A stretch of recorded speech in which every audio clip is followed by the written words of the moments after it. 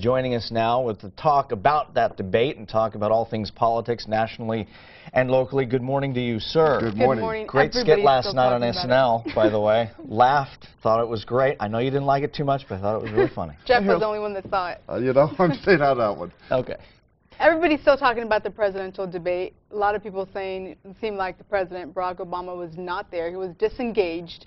What's your take? I think what President Obama did, he must have read the Eastwood memo, and he could have just sent an empty chair there because it was really like he wasn't there at all almost. Romney did what he had to do. Conversely, if Romney would have blown it on Tuesday night, the race could have been over, but now he's in it. These swing states are tightening up in the last 5 days.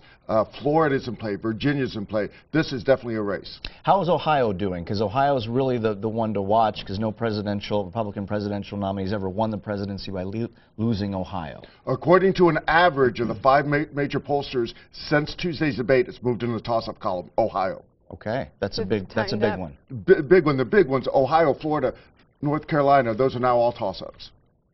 What about the sense about the campaign now? I mean, that was a big night. Going forward, there's 2 more debates. There's still a lot of momentum to be had. At this point, do you feel like the voters have already made up their mind, or is there still some moderates out there that can be won over? I wouldn't say moderates. I would say there's still some people, whether or not they lean one way or the other. Again, especially in swing states, there's still a pretty substantial undecided out there, without a doubt. And when you say 2 more debates, there certainly are 2 more presidential debates.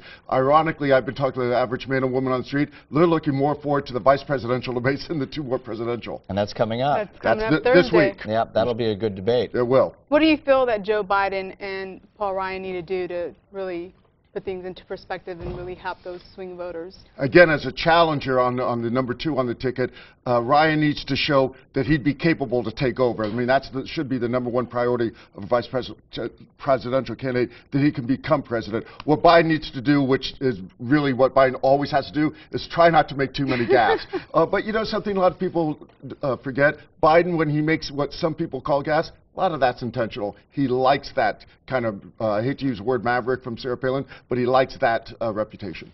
He likes to go off the cuff. He does. Talk about the local race. Congressman Bob Filner picking up a key endorsement from Antonio Villaraigosa in Los Angeles, the mayor of L.A.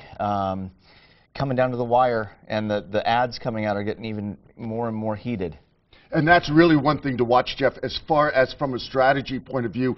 Is the subject matter changing or the issue changing, et cetera? One thing that you saw this week, a brand new commercial by DeMaio focusing on Filner's attendance record. And the reason that's so important is because that type of tactic worked very well in the primary against Nathan Fletcher. A lot of people, it resonated with him, so we're going to see if it resonates against Filner. And Filner shot back at DeMaio saying he wasn't present at City Council for a lot of the votes that happened during the budget process. So it's back and forth. Oh, absolutely. And then you have Filner saying DeMaio's meeting with the UT owners in private meetings. DeMaio's saying it wasn't private meetings. This is what I do. I met with them. It's amazing. And then you've got this famous, still lingering, the tax issue. They're going back and forth about whether or not to release their tax forms. It is down to 30 days. This is as good as it gets. It's getting nasty.